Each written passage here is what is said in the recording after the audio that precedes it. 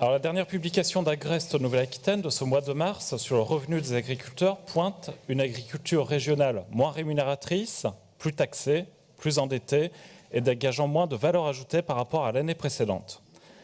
La région ayant une large compétence agricole est en partie responsable de cette situation catastrophique pour les agriculteurs à cause notamment du manque d'action d'envergure dans ce domaine.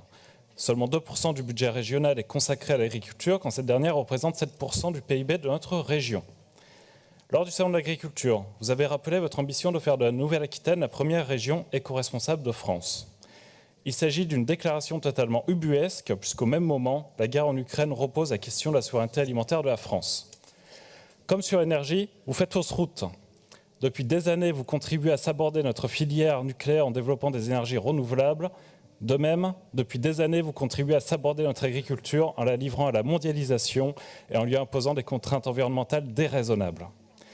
Nous avons dénoncé en décembre dernier la stratégie européenne de la ferme à la fourchette, visant à la baisse de la production agricole au nom de l'écologie. Vous avez rejeté cette motion. Le groupe La République En Marche, dans cette Assemblée, a aussi rejeté cette motion. Pourtant, le candidat Emmanuel Macron nous rejoint aujourd'hui sur nos positions et nous donne raison. Les analyses du Rassemblement national sont toujours justes et pionnières. Notre seul tort est d'avoir raison. Si vous voulez raccourcir, parler de votre motion... 2 minutes, monsieur, j'ai le droit à 2 minutes. Oui, non mais... Si vous êtes mécontent du règlement intérieur, vous le changez.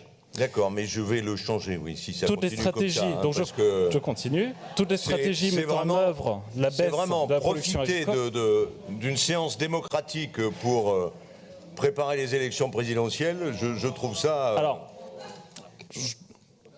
toutes les stratégies je disais que toutes les stratégies mettant en œuvre la baisse de la production agricole pour des enjeux écologiques, dont Neoterra, se fracassent aujourd'hui sur le mur des réalités. À cause de vos lubies écologistes, vous allez provoquer des famines, notamment en Afrique. Ces stratégies déraisonnables excitent des extrémistes verts qui ont vandalisé un train contenant de l'alimentation animale et déversé des céréales sur la voie ferrée au mépris de la lutte contre le gaspillage alimentaire. Monsieur le Président, vous-même, en début de cette séance plénière, avez appelé à une hausse des rendements agricoles. Il faut aller jusqu'au bout de votre logique et réviser la feuille de route Neoterra.